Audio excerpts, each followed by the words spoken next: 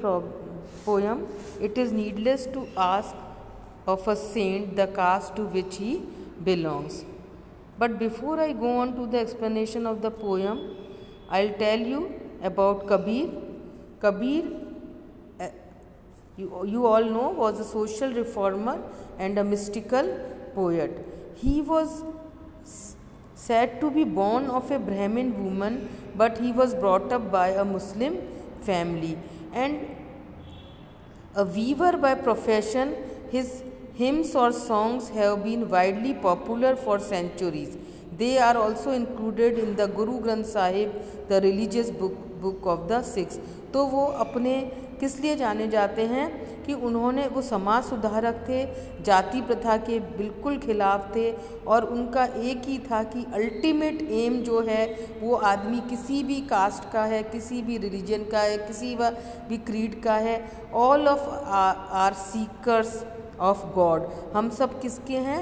हम सब भगवान की सर्च में हैं और फिर ये फ़र्क नहीं पड़ता कि the caste to which a person belongs, वो किसी भी कास्ट का हो, किसी भी रिलीजन का हो, हिंदू हो, मुस्लिम हो, सबका एक ही एम है। And what is the aim of all human beings? To seek for God, कि भगवान को की सर्च करना।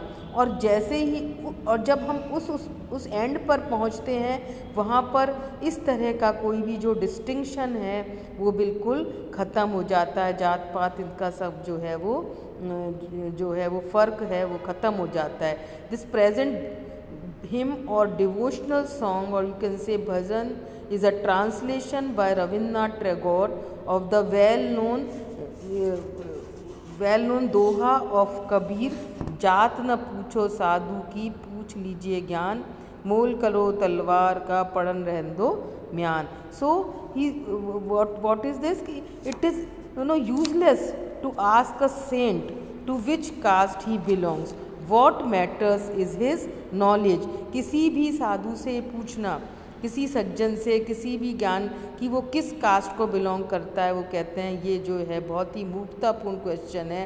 तलवार, ऐसे ही जैसे कि तलवार की धार हमारे लिए इम्पॉर्टेंट है, वो वस्तु हमारे लिए इम्पॉर्टेंट है, वो किस म्यान में है, किस म्यान में वो रहती है, इट इज़ नॉट इम्पॉर्टेंट। सो म्यान चाहे वो किस राजा की हो, चाहे किसी गरीब की हो, लेकिन वो तलवार जो है वो इम्पॉर्टेंट है। अगर वो तलवार में धार ही नहीं है तो that becomes a useless weapons. In the same way says if a person has knowledge, वो उस ज्ञान की स्थिति में पहुंच गया है जबकि वो जो है आम आदमी जिस स्थिति में घुसा हुआ है, जिन छोटे जात पात और इन सब में पड़ा हुआ है, और वो आदमी जो कि इन सब से ऊपर उठ गया है और उसको एक ज्ञान है, तो उसका ज्ञान बहुत इम्पॉर्टेंट है।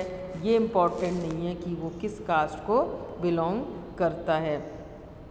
So and Kabir is a mystical poet, as I told you, and the central meaning of this poem is that worship has nothing to do with caste. People from all walks of life are seekers of God and have obtained the knowledge of truth through their devotion. तो central meaning जो है वो इस poem का क्या है कि पूजा का इससे मतलब, वर्शिप का इससे मतलब नहीं है कि व्यक्ति किस कास्ट को बिलोंग करता है। हम सभी कौन हैं? We all are seekers of God. और हमें जो इस सत्य की जो नॉलेज होती है, जो भगवान और जो अल्टीमेट ट्रूथ की जो हमें नॉलेज होती है, वो भक्ति से होती है, क्योंकि he is a devotional poet. तो ये कहना थ्रू डिवोशन से हमें उस अल्टीमेट ट्रूथ की नॉलेज होती है। The implication being that if caste is not important to God, then why does man make such a fuss about it. तो इसमें जो पोयम का जो इनका मेन भाव ये है कि भगवान के लिए जात पात कोई कुछ भी इम्पोर्टेंट नहीं है, तो हम जो इंसान हैं उसके ऊपर इतना क्यों झगड़ते हैं, क्यों हम इन सब जो है जात और कास्ट इनके चक्कर में पड़ते हैं। So Kabir is a mystic poet and he wrote in couplets दोहों के रूप में लिखा था, compressing his meaning in just those 2 lines. तो इन्होंने जो दोहे लिखे, 2-2 लाइन्स के जो कपलेट्स लिखे, वो अपने आप में मीनिंग उनमें कंप्रेस किया हुआ है। वो इतने they are so full of, there are layered meanings embedded in those dohas. उसमें जो है लेयर्ड मीनिंग्स हैं, मीनिंग की लेयर्स हैं। उन दिखने में छोटा सा दोहा है, but you can talk and talk about those dohas. They have unlimited knowledge embedded in them. So I'll take up now the poem line by line. It is needless to ask of a saint the caste to which he belongs. He says, एक Saint से ये पूछना कि वो किस cast को belong करता है, उसकी कोई ज़रूरत ही नहीं है। उसी तरह से for the priest, in the same way he says, the priest, the warrior, the tradesman and all the 36 caste alike are seeking for God. तो कह रहे हैं इसी तरह से चाहे कोई प्रीस्ट है, पुजारी है, कोई वॉरियर है, योद्धा है, कोई व्यापारी है, और इसी तरह से 36 caste. Now it is a proverbial way of saying that there is no end to sects and caste. There are multiple exclusionary groups that exclude other groups on the basis of some religion or social practice। तो ये कह रहे हैं ऐसे 3600 cast हैं। इनका एक proverbial वे कहने का कि 3600 कास्ट हैं, जिनमें कि क्या है, हज़ारों तरह की कास्ट और क्रीड हैं, सेक्ट्स बने हुए हैं, जिनमें कि एक दूसरे के लिए एक्सेप्टेंस नहीं है। तो वो कह रहे हैं कि सारे के सारे वो मल्टीपल जो एक्सक्लूजरी ग्रुप्स हैं, सेक्ट्स हैं, क्रीड, जो पर्टिकुलर ग्रुप्स बने हुए हैं, जो पर्टिकुलर धर्म में विश्वास करते हैं, जाति के हैं या सेक्ट के हैं, वो सभी के सभी कह रहे हैं क्या कर रहे हैं, दे अलाइक यानी समान रूप से are seeking for God. They all are searching God. तो कह रहे हैं कि वो किसी भी जाति के हैं, किसी भी सेक्ट के, आज मान ये सब जो कास्ट, क्रीड, सेक्ट, ये सब किसके बनाए हुए हैं, they all are man made. और ये हमने हज़ारों की संख्या में हमने ह्यूमन बींग्स के बीच में बनाए हुए हैं, और वो एक ग्रुप दूसरे ग्रुप से फ़र्क अपने आप को करता है और उसको एक्सेप्ट नहीं करता है। पर ये कह रहे हैं कि सभी का काम तो एक ही है, समान रूप से ये लोग क्या कर रहे हैं, सभी के सभी भगवान को ढूंढ रहे हैं। तो फिर हम सब क्यों इतना जो है कास्ट और क्रीड के नाम पर why are we dividing humanity. So in a way Kabir is advocating universal religion. सार्वभौमिक धर्म की वो बात कर रहे हैं, जबकि किसी का कोई इंडिविजुअल धर्म नहीं है, और सभी जो है किसकी वो कर रहे हैं। और इंडिविजुअल अगर धर्म किसी का है भी तो उसमें क्या है, इट इज़ ऑल इंक्लूसिव, कि वो दूसरों को भी शामिल करते हुए होना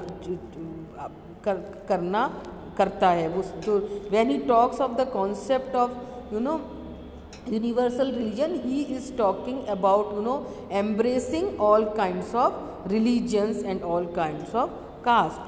So he says it is but folly, ये कह रहे हैं मूर्खता है, it is foolish to ask what the caste of a saint may be। कह रहे हैं कि ये बहुत बड़ी मूर्खता है, क्या कि किसी जो है सेंट से ये पूछना, संत से पूछना कि वो किस कास्ट को बिलोंग करता है। क्यों? क्योंकि कह रहे हैं whether the person belonging to higher caste और the person belonging to the lower caste, all are seeking alike God. व्यक्ति हाई कास्ट को बिलोंग करता है, लो कास्ट को बिलोंग करता है, इट डजेंट मैटर, सभी किसको ढूंढ रहे हैं, भगवान को ढूंढ रहे हैं। He says the barber has sought God. Barber जो नाई होता है, नाई ने भी भगवान को ढूंढा है, वॉशर वूमन ने भी, धोबी ने भी, एंड द कारपेंटर जो लकड़ी का काम करता है। और even Raidas was a seeker after God. तो रैदास जो थे वो कौन थे, also known as Ravidas, he was a saint poet. Ravidas was a cobbler, वो क्या थे, शू मेकर थे। So the intense devotion of the bhakti poets was not caught up in any exclusionary frameworks. Mirabai was one of Ravidas' disciples. तो ये सारे के सारे रैदास हुए, कबीर हुए, ये सब किसको, ये सब भक्ति पोएट्स थे, डिवोशनल पोएट्स थे, जो किसी भी पर्टिकुलर फ्रेमवर्क में ढले हुए नहीं थे, किसी भी पर्टिकुलर रिलीजन या कास्ट की इन्होंने बात नहीं करी।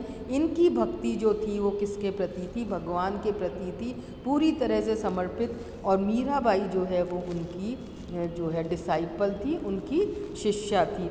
तो कह रहे हैं कि रैदास, दो he was a shoe maker, still he had intense devotion for God. और उनको वो कौन थे, सेंट पोएट थे। तो कॉबलर होते हुए भी उन्होंने किसकी, ही सॉट फॉर गॉड। और उसी तरह से वो कह रहे हैं कि Rishi Swapacha, now this is a mythical reference.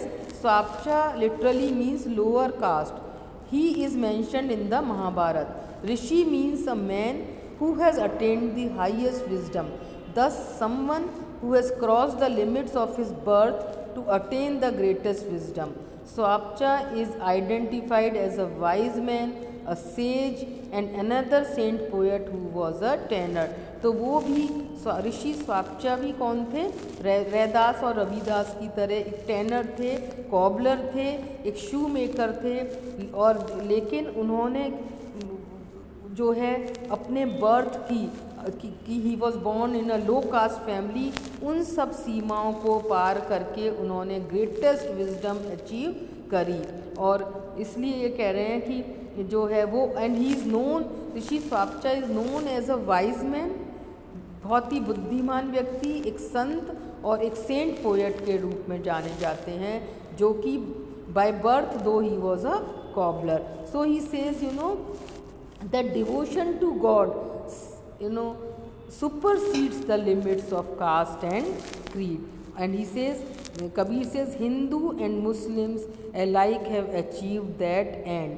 And is in the capital E with the capital letter, and is the aim. तो कह रहे हैं हिंदू हों चाहे मुस्लिम, वो सभी जो हैं उन्होंने, चाहे हम उसे भगवान का नाम लें, चाहे हम उससे अल्लाह का नाम लें, वो सभी जो है उन्होंने, जिन्होंने भी उस एंड को, वो एंड क्या है, भगवान को ढूंढा है, उनको जो है अपने डिवोशन से, all those who have achieved, who have searched God, whether they are Hindus or whether they are Hindus or they are Muslims, there remains no mark of distinction.